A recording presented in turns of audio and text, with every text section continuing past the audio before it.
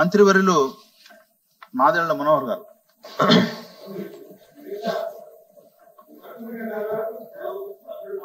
ఒక్క నిమిషం. ఎల్ఓపి గారు, ఈ సూపర్ సిక్స్ మీద ఒక మెంబర్ని ఒక మంత్రి గారిని ఆల్టర్నేటివ్ మాట్లాడించాను సార్, తప్పలేదు.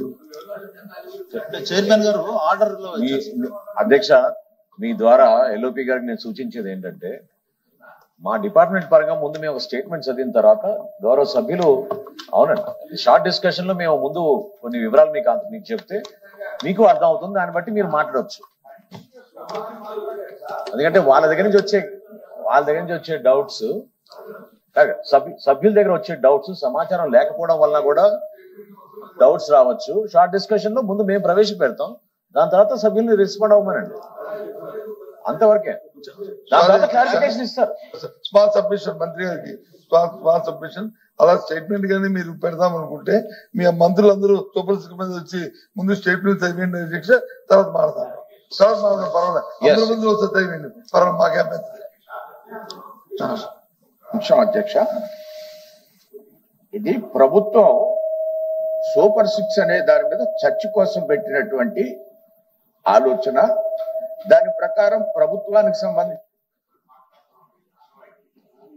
అయితే నిన్న కంటిన్యూస్ గా వారు గతంలో చేసినటువంటి అంశాల్ని, ప్రభుత్వం చేయనటువంటి అంశాలని కూడా ఏకదాటిగా 5, 6 వారే మాట్లాడారు అధ్యక్ష.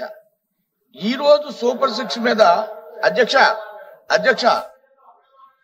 కాదండి, కాదు, నేను ఉన్నాను కదా హౌస్ లో, మీరు ఒకసారి రికార్డు తీయండి. ఇప్పుడు మరలా ప్రభుత్వం ఈవేళ ప్రభుత్వం నిన్న బిల్లు ప్రవేశపెట్టింది, నిన్న మీరు అనేక మంది మాట్లాడారు, ఈవేళ మరలా మాట్లాడారు, మేడం గారు మాట్లాడారు, ఇప్పుడు మంత్రి గారు 15 నిమిషాలు కూడా మాట్లాడలేరు. నేను టైం కూడా చూస్తున్నా. రెండో మంత్రి గారు లేవగానే ఎల్ఓపి గారు ఏమంటారు, అప్పుడే మీరు అలా కాదండి మా వాడు మాట్లాడతారు, మీరు ఒకడు. నిన్న కంటిన్యూస్ గా 4 విన్నాం, మనం కంటిన్యూస్ గా 4 విన్నాం.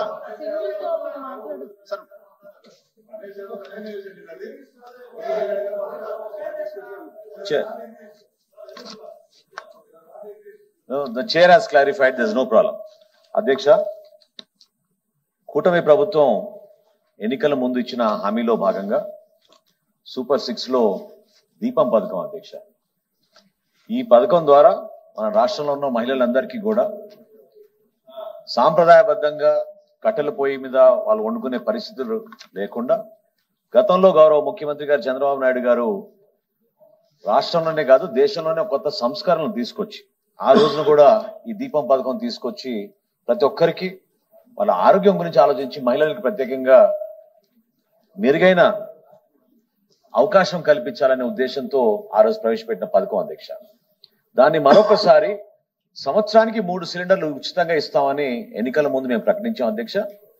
అదే విధంగా ఈ పథకం ద్వారా దీపావళి రోజున గత సంవత్సరం అక్టోబర్ 31వ తారీఖున గౌరవ ముఖ్యమంత్రి గారు చంద్రబాబు నాయుడు గారు ఇచ్చాపురంలో, అదేవిధంగా మన రాష్ట్ర ఉప ముఖ్యమంత్రి పవన్ కళ్యాణ్ గారు ఆయన ద్వారకా తిరుమలలో ఈ కార్యక్రమాన్ని అదే రోజు ప్రారంభించడం జరిగింది అధ్యక్ష.